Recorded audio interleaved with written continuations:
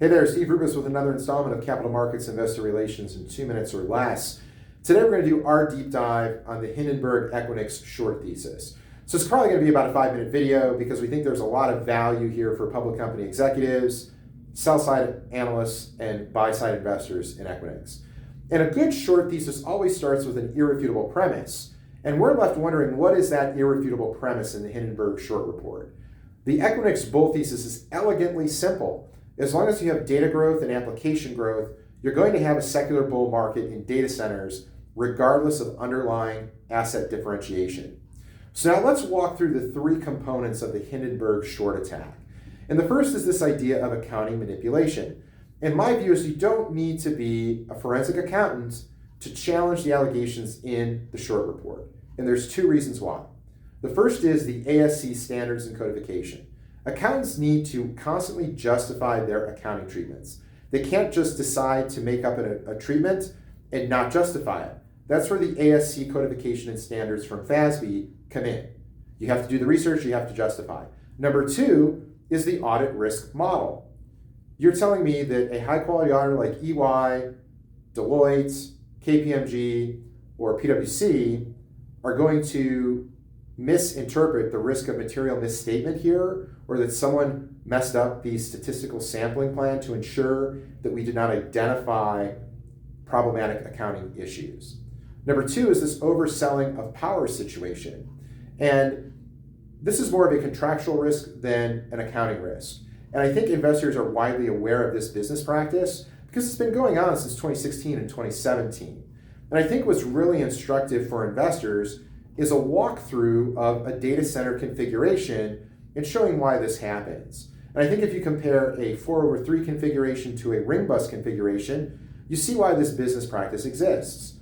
So in a 4/3 data center configuration, you have a building of 28 megawatts, you have 4 rooms that are all self-contained of 7 megawatts. You can sell 6 megawatts in a given room, and you need to keep 1 megawatt in reserve at all times. So at a high level, you've got a 28 megawatt building, 24 megawatts for sale, 4 megawatts in reserve at all times. Now take the same 28 megawatt building and apply a ring bus configuration, and all of a sudden, the rooms become interconnected. And that allows you to sell 26 megawatts throughout the building, 6.5 per room, and have 2 megawatts in reserve that can float across the 4 rooms based on the ebbs and flows of power to given rooms. So going back to that 4/3 configuration, there are a lot of data center operators who seem to sell more than 24 megawatts in that 28 megawatt building. It's a high risk business strategy, but it's widely used, widely known, and it just opens up the company for high risk and their clients for high risk if something goes wrong.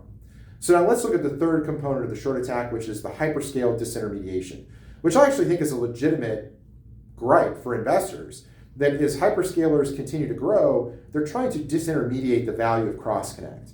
And as you disintermediate the value of cross-connect, that erodes the asset differentiation premium inherent in Equinix's stock. And for me, if I were a sell-side analyst covering the stock, the most telling concern would be the decelerating growth in cross-connect. The stock did really well in the 20-teens because you saw accelerating growth in cross-connect or strong growth in cross-connect. Now, over the last multiple years, you've seen a deceleration in that growth. That should be a signal that maybe this is not the darling or the premium asset that it once was, and maybe I should be looking at buying DLR, Digital Bridge, or IHS Towers for a value play instead. So what are the key learnings of this short attack? And I think it starts with the idea that accounting manipulation is hard to prove for 2 reasons. You have ASC standards to protect you, and the audit risk model makes it hard to prove that someone was truly nefarious or trying to pull a fast one on investors. Number 2, never short a leader in a secular bull market. This is the hardest short to prove because you never know when business trends are going to change.